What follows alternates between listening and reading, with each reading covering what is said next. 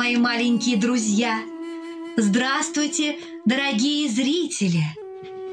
Я восточная принцесса Будур, и я могу рассказать вам 1000 сказок.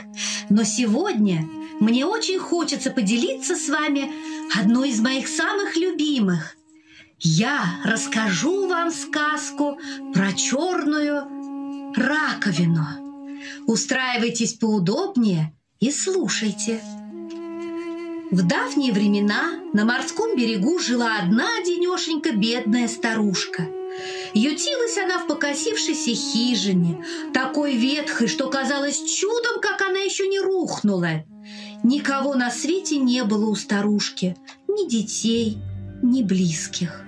Чтобы не умереть с голоду, она собирала мелкую рыбешку, выброшенную на берег волнами, и питалась ею. Но когда бушевала буря, старушка не смела и носа показать из своей хижины, не то что отправиться за рыбой. Целые дни она сидела голодная и выходила лишь когда море утихало. Тогда она собирала много рыбок, выброшенных на берег волнами. Однажды ночью поднялась страшная буря. Хлынул дождь, море заревело, на небе засверкали молнии, громовые раскаты потрясали земли, будто наступил конец света. Старушка забилась в угол своей холодной и сырой хижины и ждала, когда непогода уймется. Вдруг налетел такой сильный порыв ветра, что чуть было не снес ее хижину.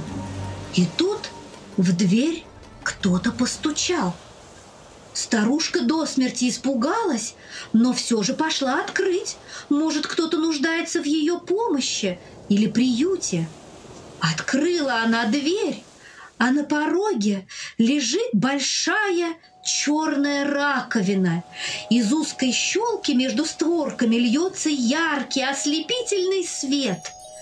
Старушка подняла раковину, положила ее на стол и вернулась, чтобы закрыть дверь.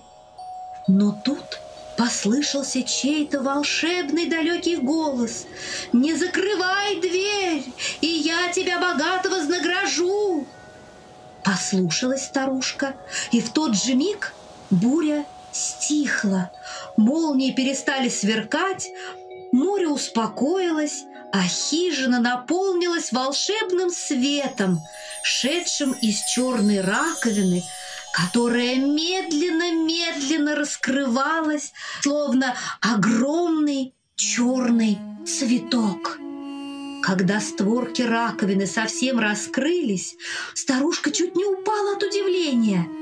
В раковине лежала крошечная девочка с золотыми волосами и такими блестящими глазами, каких не встретишь у людей. Но вместо ножек у малышки был рыбий хвост, весь усыпанный алмазами и розовыми жемчужинами. Старушка так обрадовалась ребенку. Она взяла корзинку, усыпала ее лепестками цветов и уложила на них маленькую гостью, а корзину поставила под окно, чтобы лучи солнца озаряли ее, и девочка могла любоваться морем. После этого старушка легла спать, радуясь, что одиночеству ее пришел конец.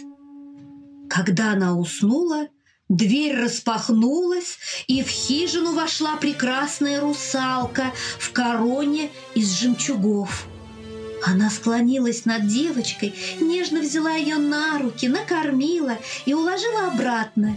Всю ночь прекрасная русалка была с дочкой, а на рассвете оставила горсть белых жемчужин возле спящей старушки и сказала: «Спасибо тебе, бабушка, что укрыла мою дочку от злого волшебника. Оставь ее у себя на 30 дней и ночей, и я богато вознагражу тебя за это». Сказав это, морская царица исчезла. А старушка, проснувшись, увидела жемчужины. Но они были ей не нужны. Она куда более обрадовалась рыбке на берегу, которой должно было хватить на много дней. Целыми днями старушка возилась с малюткой, а с приходом ночи в дверях появлялась сама красавица морская, и каждое утро она исчезала, словно туманная дымка над морем. И вот наступила последняя ночь. Ровно в полночь вошла в хижину морская царевна в жемчужной короне. И я пришла за своей дочерью. Твоя доброта победила злого волшебника. Если бы ты не взяла к себе черную раковину и не оставила открытой дверь, мы никогда бы не избавились от него. За это я богато вознагражу тебя, бабушка. Царица протянула старушке свою жемчужную корону. Та от всего сердца поблагодарила за царский подарок и добавила: «Забери свои жемчуга, красавица, они мне не нужны. Вот если ты хочешь доставить мне радость, позволь время от времени видеть твою золотоволосую девочку. Я полюбила ее, как родную внучку». Морская царица улыбнулась, кивнула старушке и перед восходом солнца исчезла вместе с дочерью. С того самого дня старушка каждое утро находила на берегу в изобилии пищу, а когда море становилось гладким, как стекло, она вглядывалась в прозрачные воды и видела золотоволосую девочку с чудесными глазами и усыпанным алмазами и жемчугами хвостом. Тогда старушка говорила: «Ах, какой прекрасный нынче день! Я так счастлива!» На этом моя сказка закончена.